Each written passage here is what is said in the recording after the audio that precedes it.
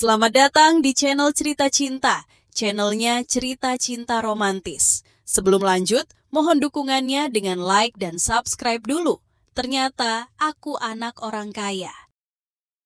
Bagian 36. Setelah Erwin meletakkan barang bawaannya, dia melihat sekeliling dulu. Tapi tidak melihat ada sosok Vincent, yang membuatnya sedikit gelisah. Jadi dia segera mengirim pesan pada Liam dan bertanya tentang keberadaan Vincent. Liam pun membalas pesan dengan cepat dan mengatakan bahwa Vincent sedang mencari tempat yang akan dijadikan sebagai tempat kecelakaan. Dan nampaknya masih mencari cara untuk memancing Erwin. Singkatnya, Vincent sedang membuka jebakan untuk Erwin. Setelah Erwin menerima pesan itu, sudut mulutnya sedikit tersenyum. Tampaknya Vincent benar-benar bertekad untuk mencelakainya kali ini. Tanpa bantuan rahasia dari Liam ini, mungkin saja dia dan Lina benar-benar akan bernasib buruk. Sekarang kamu menggali lubang untukku, dan kamu akan merasakannya sendiri. Mata Erwin sedikit dingin saat mengatakannya. Melihat bahwa langit sudah mulai gelap, Erwin bersiap untuk mendirikan tenda dan menyuruh Lisa menemani Lina untuk berjaga-jaga jika terjadi sesuatu. Ketika Erwin hendak mendirikan tenda, Lina membawakan beberapa sayap ayam panggang, kaki ayam, dan juga sosis untuk Erwin. Erwin, makanlah sedikit dulu, dan bangun tendanya nanti saja. Mata Lina penuh kasih sayang, dan dia mengeluarkan tisu untuk menyikat keringat di dahi Erwin. Setelah Erwin meletakkan peralatannya, dia duduk di tanah, lalu mulai memakan sayap panggang dan kaki ayam panggang yang Lina bawa. Maaf, karena kau jadi malu di depan teman-temanmu lagi. Untuk apa aku merasa malu? Kakekku juga anak miskin dari pedesaan kan? Dia juga membangun karir dengan usahanya sendiri. Dan sekarang bisa dibilang adalah salah satu tokoh penting di kota ini. Aku yakin kau pasti bisa. Kalau tidak bisa mencapai posisi seperti kakek, tapi sebenarnya tidak buruk juga kalau hidup sederhana bersama. Lina duduk di sebelah Erwin dan menghirup udara pegunungan dengan tenang, karena merasa sangat nyaman. Erwin tersenyum dan sedikit tersentuh. Jika posisi Lina sekarang bertukar dengan mantan pacarnya Leticia, dia pasti sudah mengeluh Erwin tidak berguna, karena membuatnya kehilangan muka di depan teman-temannya dan juga sahabatnya. Karena Erwin sudah pernah disalahkan oleh Leticia karena tidak berguna, tapi dalam situasi yang sama, tanggapan Lina justru begitu melindunginya. Perbedaan yang drastis ini membuatnya merasa bahwa Lina ini benar-benar gadis yang baik. Erwin tiba-tiba memegang tangan kecil Lina dengan erat, dan berpikir tidak ingin menyanyiakan gadis sebaik ini dalam hidupnya. Lina tak menolak, membiarkan Erwin memegang tangannya. Wajah cantiknya sedikit memerah, bahkan tanpa sadar dia menyandarkan kepalanya di bawah Erwin, dan menikmati momen damai ini. Cukup bermesraannya, Vincent sudah ada di sini. Lisa tiba-tiba muncul di belakang mereka dengan ekspresi dingin di wajahnya. Vincent juga ikut ke sini. Lina tampak curiga dan dengan cepat berdiri dari tanah. Akhirnya muncul juga. Sepertinya jebakan untukku sudah siap dan tinggal memancingku ke sana. Pikir Erwin dalam hati sambil berdiri dari tanah. Ternyata benar. Tatapan Erwin berbalik ke arah kerumunan, dan terlihatlah Vincent yang sedang mengobrol bersama beberapa wanita cantik dengan gembira. Yuk, kita ke sana. Erwin tersenyum tipis di sudut mulutnya. Begitu ingin berjalan ke arah Vincent, Lina langsung menahan Erwin dengan sedikit gugup. Erwin, jangan ke sana. Kau sudah mempermalukannya sebelumnya. Jadi dia pasti sangat membencimu. Gimana kalau kalian kelahi nanti? Lina sangat khawatir, karena tidak ada penjaga keamanan di alam liar seperti ini. Jadi dia takut Vincent tidak bisa menahan emosi dan mulai memukul Erwin. Tidak masalah kalau yang terluka adalah Vincent. Tapi kalau itu Erwin yang terluka, dirinya akan merasa tidak tega dan tertekan. Tenang saja, Lisa ada di sini, jadi jangan takut. Erwin tersenyum sedikit. Lina menoleh dan menatap Lisa yang memasang wajah dingin. Lalu baru teringat kembali bahwa Lisa pernah menghajar 4 orang yang dibawa Adam di bar sendirian. Memikirkan hal ini, Lina menjadi sangat tenang. Baiklah kalau begitu. Kalau dia berani memukulmu, kita perlihatkan seberapa hebatnya Lisa kita. Erwin tidak bisa menahan senyum untuk sementara waktu. Vincent tersenyum dingin saat melihat Erwin berjalan ke arahnya. Erwin, sudah kusiapkan jebakan untukmu hari ini. Ku ingin lihat, apa kau masih berani melawanku lagi? Sedangkan Lina, kau sepenuhnya milikku malam ini. Vincent menjilat bibirnya sendiri dan meminum habis kaleng bir dalam satu tegukan. Nak, kenapa kau ada di sini juga? Erwin berjalan mendekat dan mempermalukan Vincent tanpa ampun. Vincent mengepalkan tinju. Ekspresinya sedikit berubah. Beraninya bertingkah begitu sombong di depanku. Batin Vincent. Erwin, kurasa anak miskin sepertimu jangan terlalu sombong. Akan kutunjukkan seberapa hebatnya aku. Setelah mengatakan ini, Vincent langsung berjalan melewati Erwin dan pergi mencari para wanita cantik itu untuk sedikit bersenang-senang. Erwin tidak menyangka Vincent akan menahan emosi dan begitu toleran. Saat tengah malam, semua orang sudah tidur dan beristirahat di dalam tenda. Ini adalah pertama kalinya Erwin berkemah di alam liar. Tendanya adalah tipe cadangan. Walau sedikit kecil, tapi masih cukup untuk tidur sendiri. Sedangkan tenda Lina dan Lisa lebih besar dan cukup untuk 2 orang. Erwin tetap waspada sepanjang waktu. Sebuah kertas tiba-tiba masuk ke dalam tendanya. Dan dia juga mendengar langkah kaki yang buru-buru lewat di sana. Erwin tahu siapa itu, tapi tidak keluar untuk mengejarnya. Sebaliknya, dia membungkus cari kertas yang masuk tadi yang terdapat tulisan. Kalau kau tak ingin Daniel dan pacarnya mengalami kecelakaan, cepat datang ke bagian timur. Ya, melihat ini Erwin mengerutkan keningnya dan tatapannya menjadi dingin. Ternyata Vincent begitu licik sampai mengincar Daniel dan pacarnya. Sudah pasti Vincent tidak boleh dibiarkan terus seperti ini lagi. Erwin merasa marah. Setelah merobek kertas itu, dia keluar dari tenda dan berjalan ke arah timur lereng gunung, sesuai dengan isi yang tertulis di kertas itu. Sambil memegang senter di tangannya, di sepanjang perjalanan Erwin cukup berhati-hati. Setelah belasan menit kemudian, dia tiba di tepi tebing. Tebing tersebut cukup curam, tapi tidak terlalu dalam, hanya sekitar 10 meter. Terjatuh dari sini tidak akan mati, tapi akan mengalami cedera serius.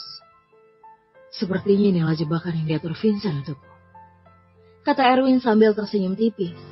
Ternyata benar. Begitu dia selesai bergumam, Vincent berjalan keluar dari belakangnya, diikuti oleh hampir 10 pria berpakaian hitam. Salah satunya adalah Lia. Erwin, tak mendugakan hal ini kan?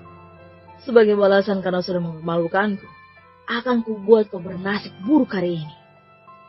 Vincent dalam keadaan gila balas dendam saat ini.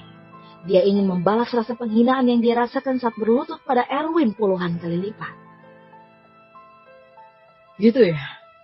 Jadi kalian ini mau ngeroyokku ya? Erwin berkata dengan ringan tanpa sedikit pun ketegangan. Tidak. Aku hanya ingin kau jatuh dari tebing ini secara tidak sengaja. Itu tidak ada hubungannya dengan kami. Sedangkan akan mati atau mengalami kecacatan, itu tergantung pada keberuntunganmu. Wajah Vincent tersenyum penuh kemenangan, bahkan sedikit memprovokasi. Kau begitu percaya diri aku akan jatuh dari sini? Erwin bertanya dengan tenang. Kenapa tidak? Apa kau anggap 10 saudara berpakaian hitam di sampingku ini pada mati? Mereka akan membantu melompat ke tebing secara sengaja. Teriak Vincent penuh kemenangan. Jangan khawatir, setelah kau jatuh nanti, aku akan membantumu merawat Lina.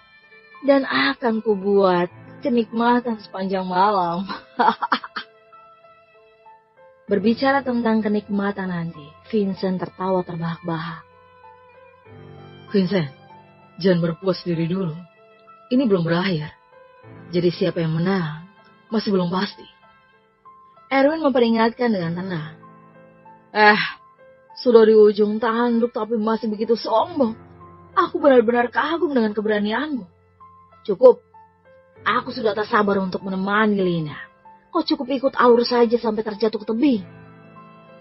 Vincent berhenti sejenak dan segera berkata kepada seorang pria berpakaian hitam di sebelahnya. Kalian, kuserahkan masalah ini padamu ya. Liam pun mengangguk. Vincent pun berjalan pergi dengan cepat setelah tertawa beberapa kali. Menurut Vincent, Erwin yang dikelilingi oleh 10 orang-orang dari Kaliam sudah tidak mungkin bisa melarikan diri. Jadi malam ini Erwin sudah pasti mati atau cacat. Sekarang masalahnya Erwin sudah beres. Yang tersisa hanyalah menemukan Lina. Jika Lina menolak untuk patuh, dia masih memiliki cara untuk membuatnya menyerah. Lebih dari 10 menit kemudian Vincent datang ke tenda Lina. Tanpa banyak bicara, dia memotong tenda Lina dengan pisau dan terlihat Lina sedang tidur dengan seorang gadis. Kalau begitu, aku mau dua-duanya. Vincent benar-benar mengabaikan gadis Lisa. Karena mengira Lisa hanyalah seorang gadis lembah. Memikirkan itu, Vincent dengan bersemangat mengeluarkan apa yang telah ia siapkan dari sakunya. Tetapi begitu mengeluarkannya, dia baru menyadari bahwa Lisa tiba-tiba membuka mata dan itu mengejutkannya. Kau! Sebelum Vincent sempat bertanya, mata kirinya sudah ditinju oleh Lisa. Dan itu membuatnya berguling kesakitan di tanah. Cari mati! Tanpa basa-basi Lisa langsung memukulnya lagi. Beraninya kau memukulku, lihat saja akan kupanggil orang untuk mengajarmu nanti. Vincent tiba-tiba memikirkan Kaliam dan segera menelponnya. Kau, lihat saja nanti, orang-orangku ada di sini. Akan kubuat kau mati tanpa kuburan 10 menit nanti. Kecuali kau memohon belas kasihan padaku sekarang. Mungkin aku akan bersikap sedikit lembut padamu nanti. Kata Vincent dengan ekspresi yang penuh percaya diri. Kalian ada di dekat sini. Jadi untuk apa dia takut pada seorang wanita biasa kan? Dan tak lama kemudian banyak orang yang datang kemari. Dan salah satunya adalah Liam. Dan Vincent yang melihat ini langsung menjadi bersemangat. Kalian sudah datang. Mampus kau. Namun begitu Vincent selesai berbicara, terdengar suara familiar yang menakutkan baginya. Sepertinya kau loh yang akan mampus nanti. Dengan senyum tipis di sudut mulutnya, Erwin berjalan keluar dari pepohonan yang gelap, sambil diikuti oleh Kak Liam dan 10 anak buahnya dengan hati-hati. Ketika melihat bahwa Erwin juga datang, wajah Vincent berangsur-angsur menunjukkan ekspresi tak percaya. Erwin, kenapa kau tidak jatuh ke tebing? Kenapa aku harus jatuh ke tebing? Bukannya sudah kuberitahu, sebelum sampai akhir, siapa yang menang masih belum pasti kan? Kata Erwin tersenyum sambil berjalan ke arah Vincent. Vincent sedikit ketakutan sekaligus panik karena melihat Erwin masih baik-baik saja dan berdiri di depannya. Kenapa bisa begini? Kalian kenapa bisa begini? Kenapa dia ada di sini? Vincent mengalihkan perhatiannya ke Kalian dan firasat buruk pun muncul di hatinya. Iya, ada apa kau memanggilku? Lia melangkah maju ke arah Erwin. Cepat, singkirkan anak ini. Dan wanita itu juga. Bantu aku singkirkan mereka.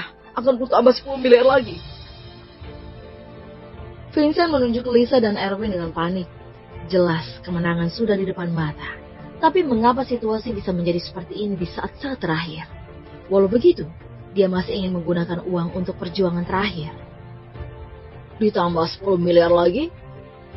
Liam tersenyum lalu mengulurkan tangannya dan menampar wajah Vincent secara langsung. Rasa sakit yang perih pun mulai terasa. Cari mati ya?